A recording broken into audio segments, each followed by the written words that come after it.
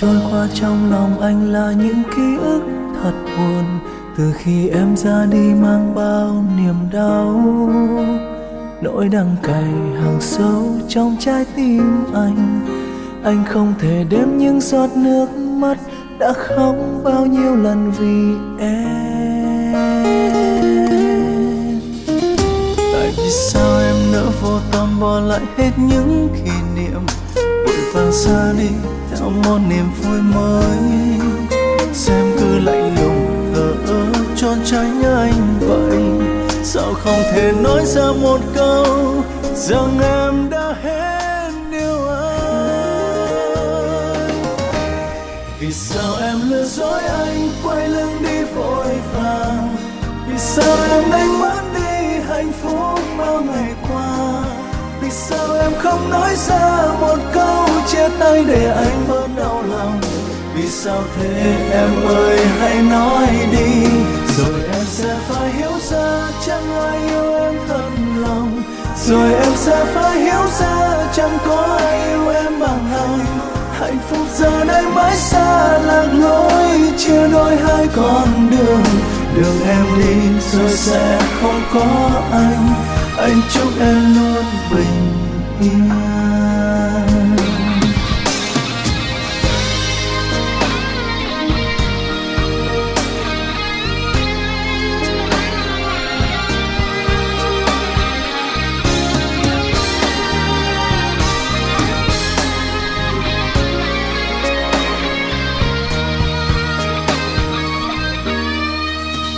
Tại vì sao em đã vô tâm bỏ lại hết những kỷ niệm, vội vàng xa đi theo niềm vui mới. Xem cứ lạnh lùng thờ ơ trốn tránh anh vậy, sao không thể nói ra một câu rằng em đã hết yêu anh.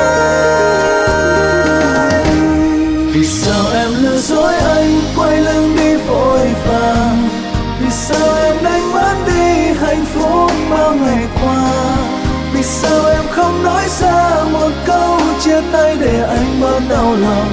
Vì sao thế em ơi hãy nói đi, rồi em sẽ phải hiểu ra chẳng ai yêu em thật lòng. Rồi em sẽ phải hiểu ra chẳng có ai yêu em bằng anh. Hạnh phúc giờ đây mãi xa lạc lối, chia đôi hai con đường. Đường em đi rồi sẽ không có anh. Anh chúc em luôn bình yên. Vì sao em lừa dối anh quay lưng đi vội vàng, vì sao em đánh mất đi hạnh phúc bao ngày qua. Vì sao em không nói ra một câu chia tay để anh bớt đau lòng. Vì sao thế em ơi hãy nói đi, rồi em sẽ phải hiểu ra chẳng có ai yêu em thật lòng. Rồi em sẽ phải hiểu ra chẳng có ai yêu em bằng anh. Hạnh phúc giờ đây mãi xa lạc lối, chia đôi hai con đường. Đường em đi rồi sẽ không có anh. Anh chúc em luôn bình yên. Đường em đi rồi sẽ không có anh.